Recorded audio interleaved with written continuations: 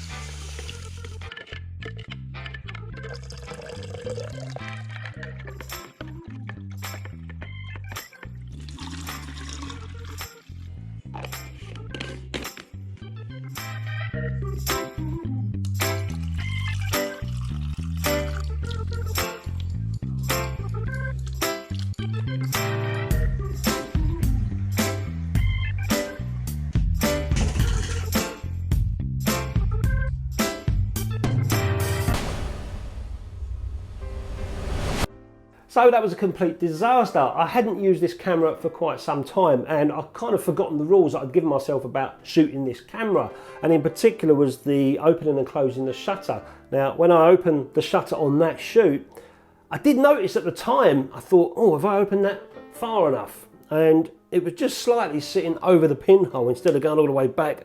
I wasn't open. I was being so careful not to jog the camera, so I was doing it ever so slightly, and once I'd opened it, that was it. So it was just slightly sitting over the pinhole, which you could see on the contour, or on the negatives, you could see that arc of this shutter sitting over the pinhole. So, and I realised, I thought, that's not going to be too clever. And then on the second shot, you saw that negative was grossly overexposed. As I was walking to my next scene, I accidentally flipped it open as I was walking, unbeknown to me. So, and then when I looked, I thought, oh, I've just ruined that last shot.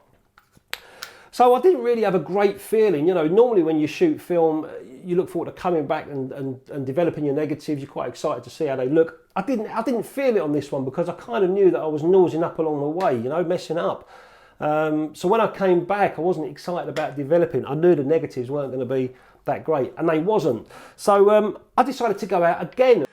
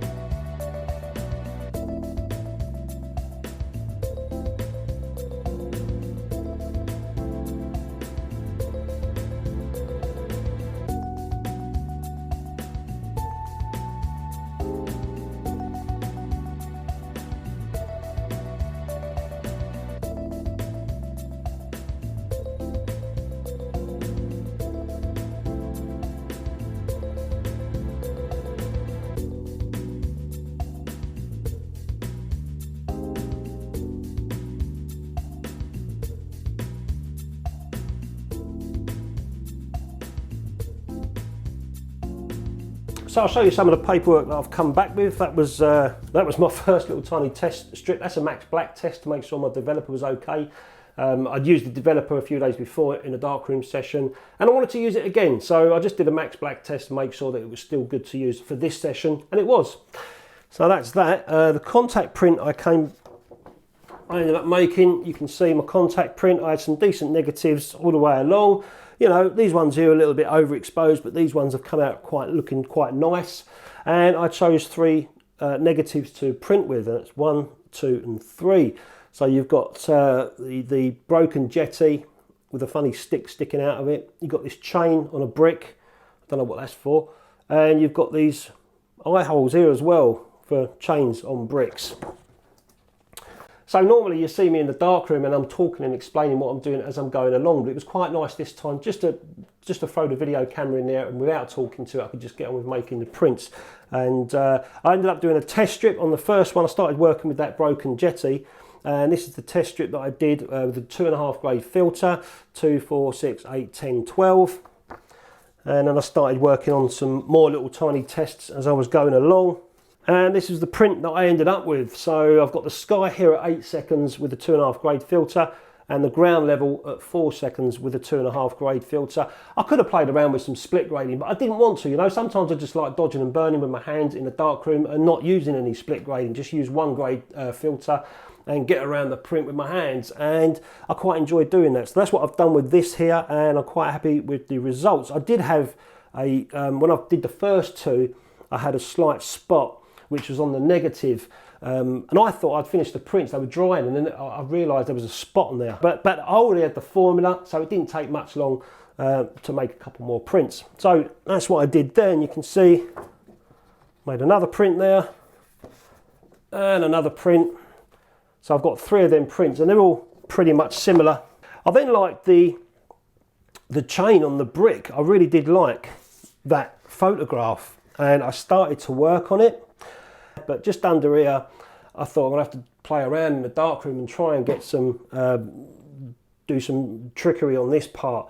So I started to work on it. I started to get where I wanted to be, but then this was just a test print here, and I noticed I had this line mark, this scratch going down on the print, and I thought, what's that? So I took the negative out and started to clean the negative, and realised that don't usually do this, but I scratched the negative, and I think I might have done it in the negative carrier as I was moving it along. So unfortunately I ruined that negative, so I couldn't make this print, which didn't matter to me too much because I think I would have spent far too long trying to get this one right. So then I come on to my last negative to work with, which was this one here. I really like the scene in this and the photograph and the print that I've produced. It was just hard to get this area here.